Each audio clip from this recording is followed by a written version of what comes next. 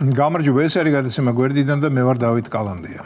ერთი რამ მაინტერესებს. უბრალოდ ბევრ რამ მაინტერესებს, მაგრამ ბევრზე თავს არ შეგაწყენთ. პირად საკითხებზე საჯაროდ ლაპარაკს აქ არ დავიწყებ, რადგან პირადი უნდა იყოს და მხოლოდ შინ განიხილებოდეს ახლობლების ვიწრო წრეში.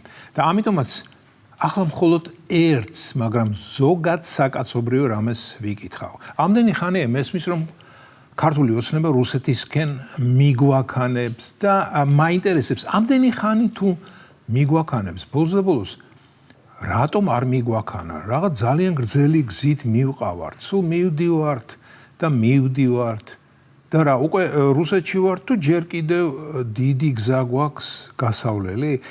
ალბათ მაგელანის გზით მივყავართ, ანუ საპირისპირო მიმართულებით. დედამიწას უნდა შემოუაროთ და ფინეთიდან შევალთ რუსეთში.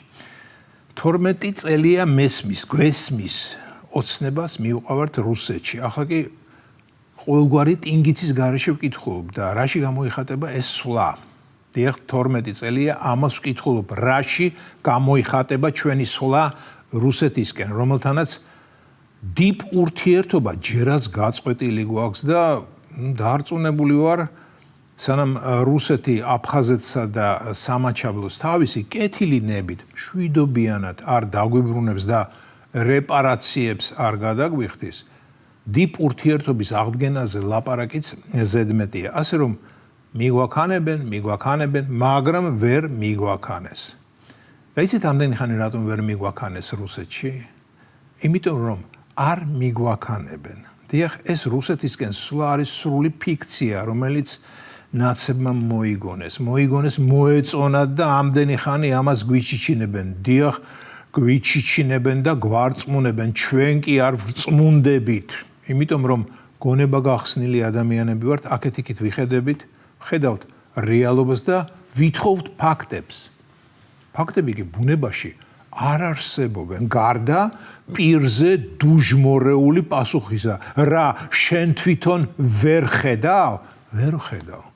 ოღონდ მართლა. და უკვე იმდენად მოსაბეზრებელი გახდა ეს გაუთავებელი რუსეთის ყვირილი, რომ გეფიცებით ნაცების ფსიქიკის მდგომარეობა არ ვიტყვი მადარდებს, მაგრამ მაფიქრებს. დიახ, სრულიად შესაძლებელია, რომ რუსეთის თემაზე მათ მენტალობას გამოუსწორებელი ზიანი უკვე ჰქონდეს მიყენებული.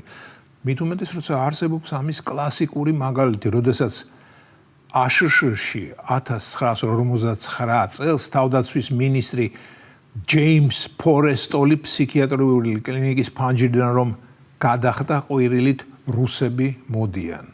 ეს ჩელიაბინსკში გაღვიძებას ხომ ნაცების იდეაფიქსი გახდა. საინტერესოა, ჩელიაბინსკელებმა თუ იციან, რომ მათ მშობლიურ ქალაქს ასე ხშირად და უდიერად ახსენებენ ჩვენთან.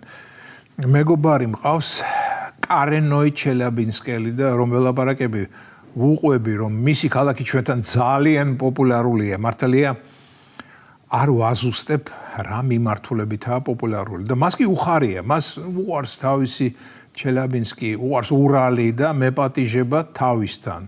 მეც პირდები, რომ როგორმე აუცილებლად ვესტუმრები. და ისე კი არაა ცუდი იდეა. როდესაც ყველაფერი დასრულდება, როდესაც ნაცებს საბოლოოდ მოვიშორებთ, როდესაც მსოფლიოში სიტუაცია დამშვიდდება, როდესაც დედამიწის მოსახლეობა მიხვდება, რომ მშვიდობა და კარგი მეზობლობა გაცილებით უკეთესია ვიდრე მტრობა, ომი, ფრინავი რაკეტები და საბრძოლო დრონები.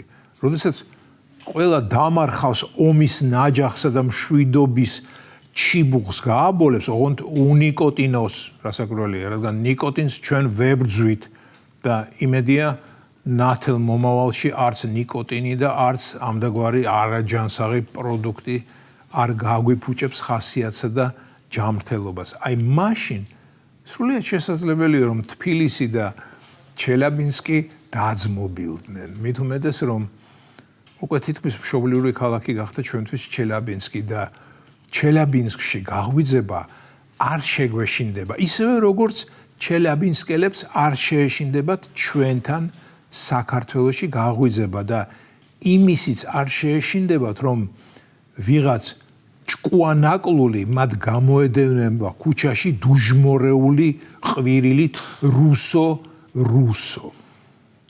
ეს იყო გადაცემა გვერდიდან და მე ვარ დავით კალანდია.